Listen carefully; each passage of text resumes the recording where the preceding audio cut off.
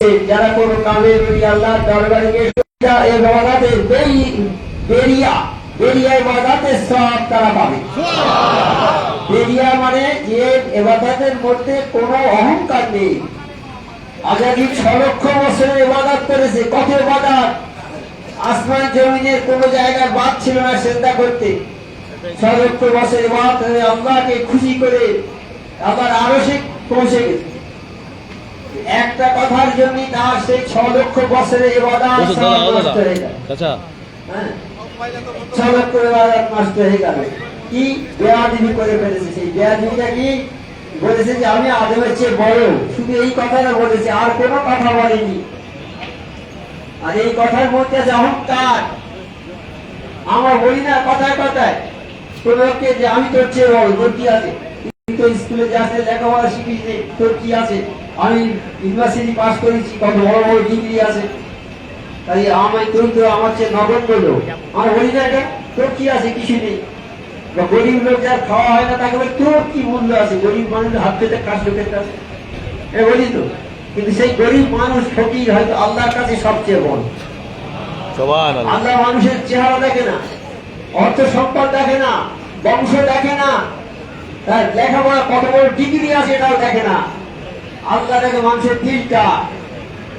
মানুষের দিলটা হচ্ছে আল্লাহর আরশ। আরশ এই দিলে থাকে, এই আরশ আল্লাহর আরশে থাকে তো আল্লাহ।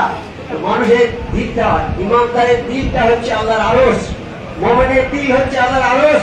সেখানে আমার আল্লাহ পাক বসে থাকে। সেই আরশ আল্লাহ ওই 100 তলা বাড়িতে গিয়ে বসে না, ওখানেও দেখে না। কিন্তু যদি 100 তলার বাড়ির মানুষ যদি সে আল্লাহমুখী হয়, আল্লাহর হুকুম মতো সব কাজ করে, তাহলে আমার আল্লাহ সেখানে থাকবে। যেখানে আল্লাহর হুকুম মোতাবেক সবাই থাকবে, আমার আল্লাহ সেখানে থাকবে। যারা আল্লাহর হুকুমের বহির্ভূত কাজ করবে তাদেরকে আল্লাহ পছন্দ করে না। আদাজি অত বছর ইবাদত করেছে, একটা সামান্য কথার জন্য তাকে দরবার থেকে তাড়িয়ে দিয়ে দূর দূর করে তাড়িয়ে দিয়ে, যাও, তোমার এখানে কোনো স্থান নেই।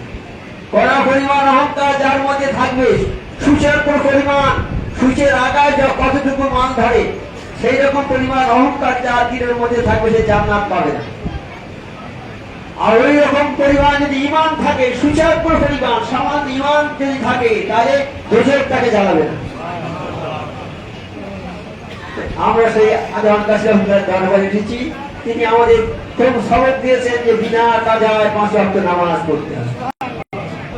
বিনা কাজায় কাজা করা যাবে না, নামাজ কাজা করা যাবে না। আমরা ইচ্ছা করে নামাজ কাজা করে ফেলি। খেলাধুলো করছি বা একসঙ্গে বন্ধু বান্ধব এসে গল্প করতে করতে করতে জোহরের সময় পার হয়ে যাচ্ছে।